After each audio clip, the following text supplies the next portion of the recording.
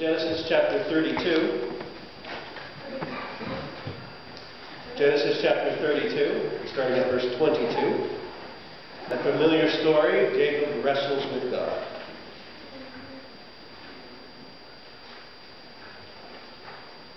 Genesis 32 and verse 22. The same night he arose and took his 2 wives, his 2 female servants, and his 11 children, and crossed the ford of the Jabbok. He took them and sent them across the stream and everything else that he had. And Jacob was left alone. And a man wrestled with him until the breaking of the day. When the man saw that he did not prevail against Jacob, he touched his hip socket, and Jacob's hip was put out of joint as he wrestled with him. Then he said to him, "Let me go, for the day is broken." But Jacob said, "I will not let you go unless you bless me." And he said to him, "What is your name?" And he said, "Jacob." Then he said, "Your name shall no longer be called Jacob, but Israel, for you have striven with God and with men and have prevailed." Then Jacob asked him, "Please tell me your name." But he said, "Why is it that you ask my name?" And there he blessed him. So Jacob called the name of the place Peniel, saying, "For I have seen God face to face, and yet my life has been delivered." The sun rose upon him as he passed Peniel, limping because of his hip. Therefore to this day the people of Israel do not eat the sinew of the thigh that is on the hip socket, because he touched the socket of Jacob's hip on the sinew of the thigh. Amen. So my son has started something new about a month ago. He joined the swim team.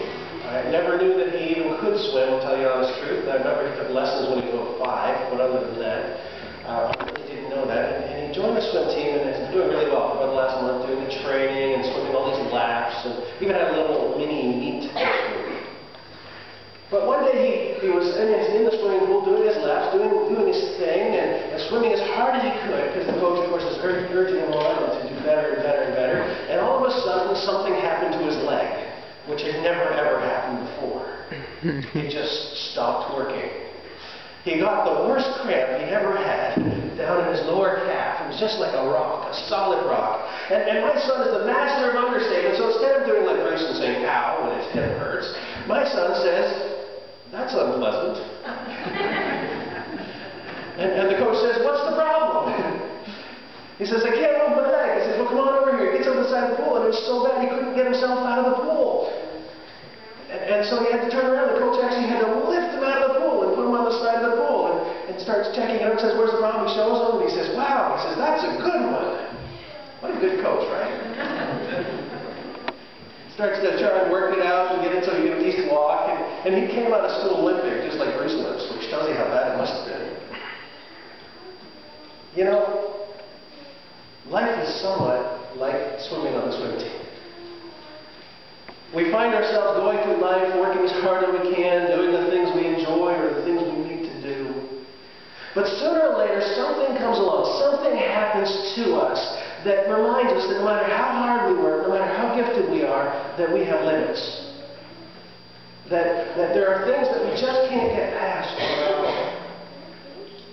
When we read the story of Jacob, we see the story of a man who isn't used to having limits. We read the story of a man who when he was born, was already hanging on to his brother.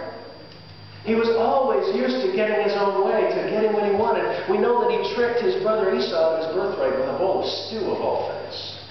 Imagine signing away your rights in your parents' will, for a bowl of stew. We can't even imagine doing something like that. Then he tricks his brother later, his father rather later, with food again. And gets not only his brother's birthright, but his father's blessing.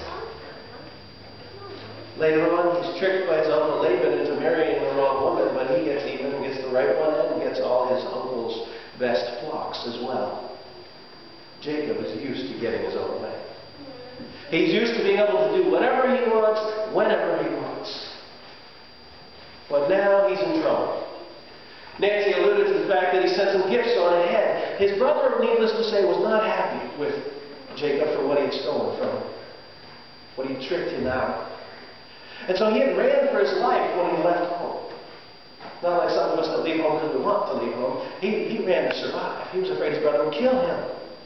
So he sent all these gifts on ahead, and he was hoping that his brother would forgive him and let him come home. But guess what happens? He hears that his brother's coming to meet him at the border. And his brother's not just coming alone. His brother's not bringing the whole family with big signs saying, "Welcome home, Jacob." His brother is bringing an army of 400 men. And Jacob is scared. Because he can't figure out how he's going to get past this one. He's always done it on his own, but now, guess what? He's got a cramp. He's got a problem that he just can't move on his own. It's not up to him anymore. Just like Ben couldn't get out of the pool by himself. So what does he do? He's still trying to control the situation. So he splits his family in two. He splits his flocks in two and his servants in two. He says, "You go camp there, you go camp there. That way if they come, maybe they'll only kill half of us." What a great solution. What Jacob discovers on that fateful day is that learning our limits leads us to God. He sends the family on ahead to go camp, and for the first time, he's all by himself. Think about it. In the womb, he wasn't by himself. He was a twin. He grew up as a beloved son of his mother. She would have never left him alone. And then when he went away, the only time he traveled alone, very briefly, right away before he even gets to his uncle, he meets his future wife. He's constantly with other people, but now he's alone. Now he's reached his limit. Now he can't do it himself. And so what does he do? He finds himself alone, and as Nancy said, he's accosted by a man who seems to want nothing more than to wrestle with him.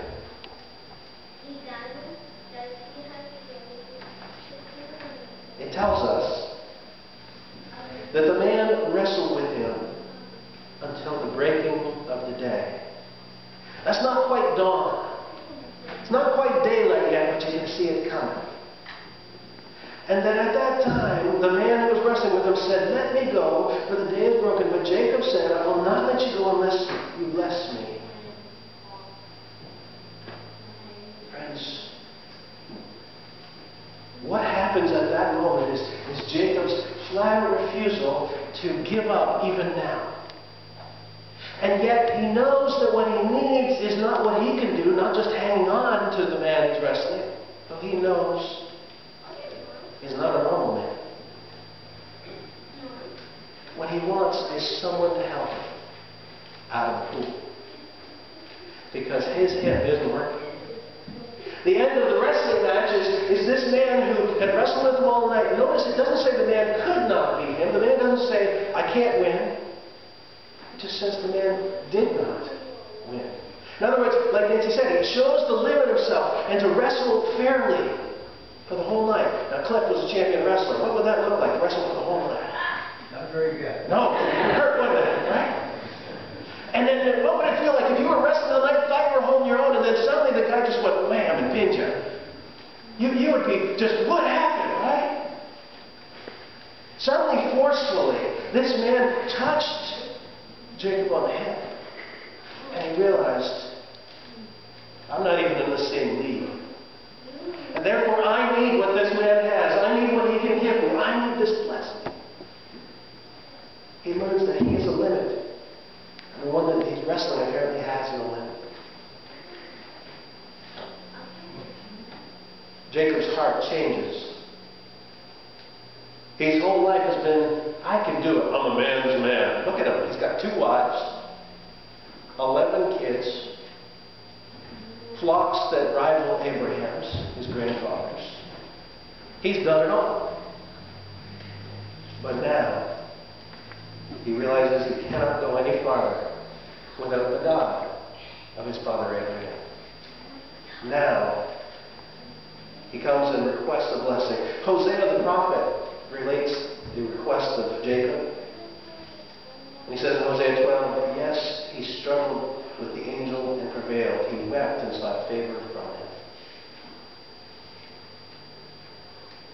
When we learn our limits like Jacob, it leads us to God. In verse 27, the angel has asked, what is your name? I don't think we can wrap our minds because Jacob was not a good name. Jacob meant heel.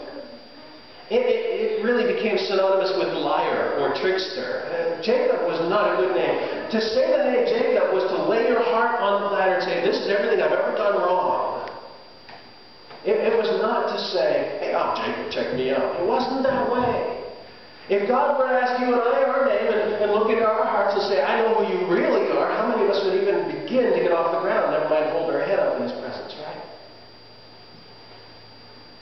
And it's at the moment where he's learned his limits that he meets God, that he comes to God and he finds out the truth.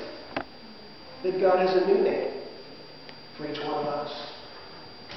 He receives this new name, which reminds him that God can allow him to prevail. There he blessed him. And Jacob called the name of the place Peniel, saying, I've seen God face to face, and yet my life has been delivered. He's the only one in all Scripture that saw God's face.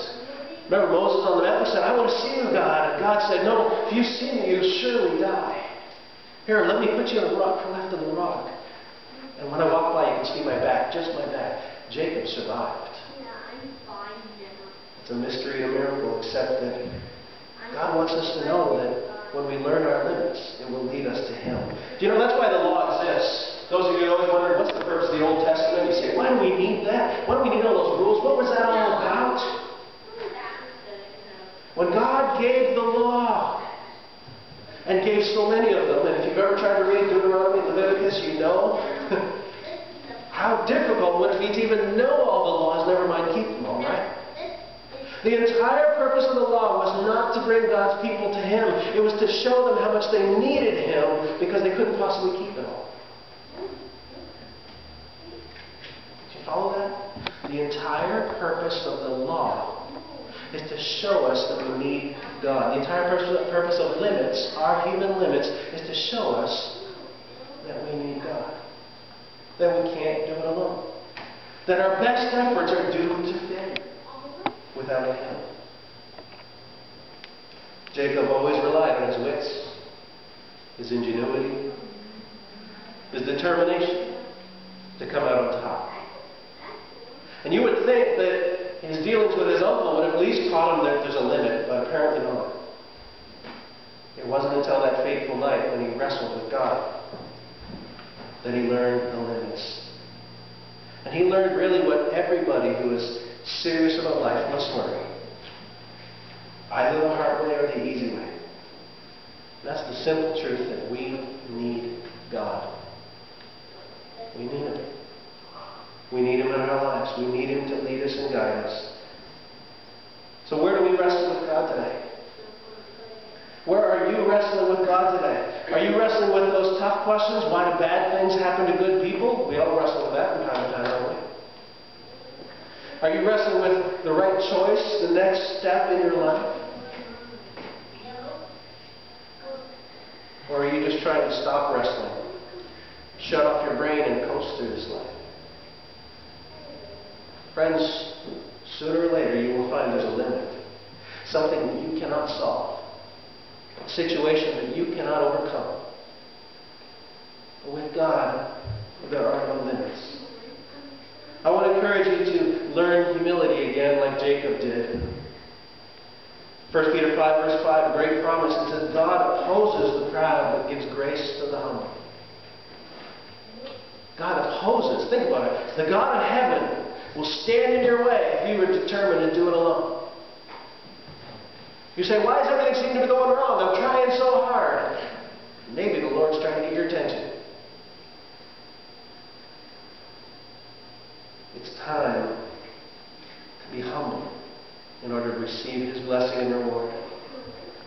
We need to wrestle with God again. Jacob refused to let go without getting God's blessing. Don't let go. Keep praying. Keep trusting. Keep hoping. Because, friends, there is a blessing. Jesus Himself said, I have come that they may have life and have it to the full. Don't let go until you receive that life. Hebrews 11 verse 6 tells us that without faith, It is impossible to please God. Because anyone who comes to Him must believe that He exists and that He rewards those who earnestly seek Him. Almost handwritten for Jacob, wasn't it? The one who wrestled and would not let go until he received a blessing. What are you wrestling with? Friends, I want to encourage you this morning to learn once again to wrestle with God, to learn your limits, and there to find Him. Would you pray?